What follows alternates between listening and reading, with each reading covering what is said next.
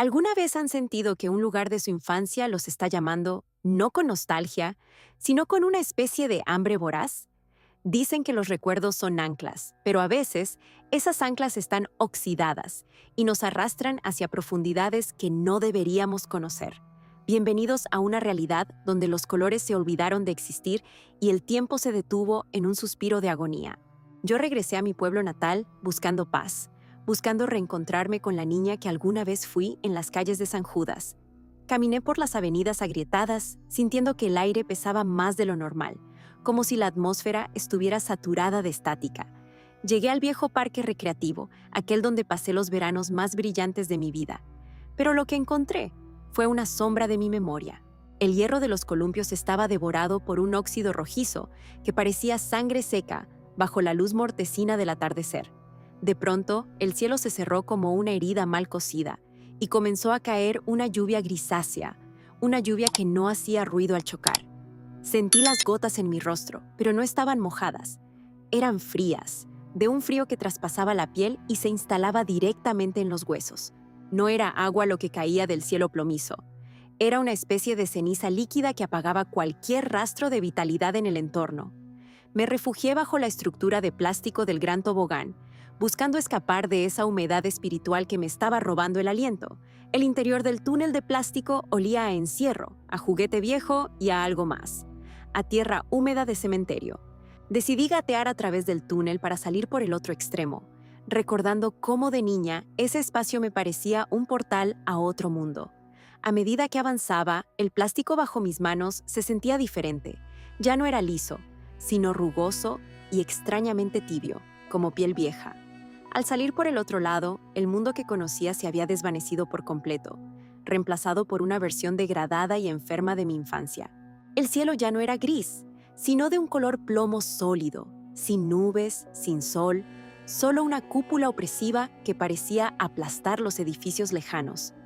El parque ahora era inmenso, extendiéndose hasta donde la vista alcanzaba, con miles de juegos oxidados que crujían al unísono con el viento. El sonido era insoportable, un lamento metálico que subía y bajaba de tono, como si el hierro estuviera gritando de dolor eterno.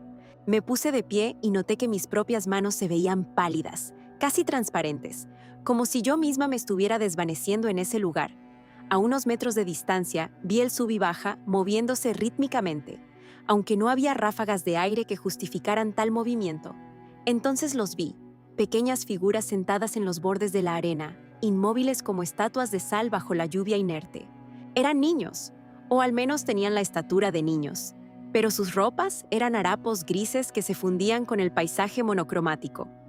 Me acerqué lentamente, impulsada por un miedo paralizante que me impedía gritar, esperando encontrar rostros conocidos de mi pasado.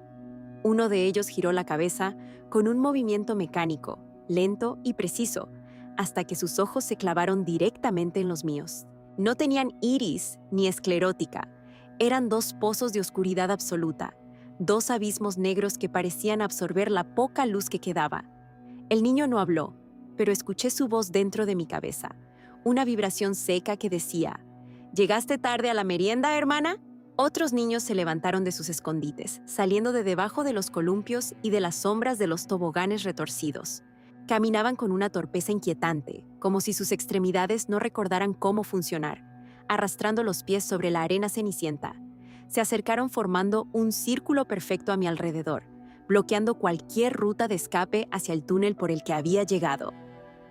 «Falta uno para el juego eterno», susurró una niña cuya mandíbula colgaba de forma antinatural, revelando una boca llena de sombras.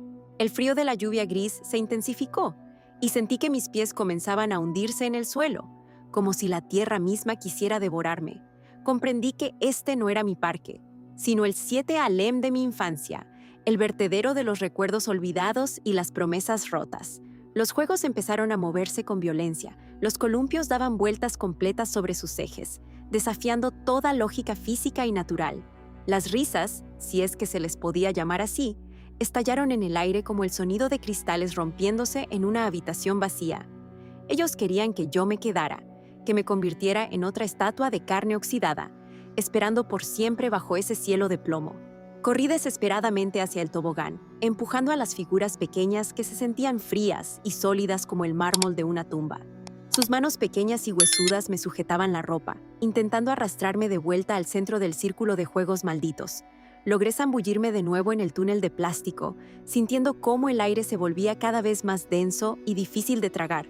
Gateé con una fuerza que no sabía que tenía, mientras escuchaba sus uñas rasguñar el exterior del plástico, buscándome frenéticamente. «¡No puedes irte!», gritaban al unísono. «Los juguetes no abandonan el cuarto de juegos cuando el dueño se ha ido». Sentí un tirón violento en mi tobillo y pateé hacia atrás, golpeando algo que sonó como un cántaro de cerámica rompiéndose en 1000 pedazos. Finalmente, la luz del atardecer real golpeó mis ojos, cegándome por un instante mientras caía pesadamente sobre la hierba húmeda. La lluvia en este lado era real. Estaba mojada, olía a tierra fresca y por primera vez en mi vida, agradecí sentir el frío del agua. Me levanté y miré hacia atrás, pero el parque estaba vacío, silencioso y bañado por la luz naranja de un sol que se ocultaba. Sin embargo, al mirar mi pierna, noté 5 marcas de dedos negros quemados sobre mi piel, un recordatorio de que mi infancia ya no me pertenece. Desde entonces, evito los parques cuando el cielo se pone gris, porque sé que en algún lugar, los niños de ojos negros siguen esperando. Ellos no olvidan, ellos no envejecen, y siempre tienen un espacio libre para alguien que decida volver a jugar por toda la eternidad.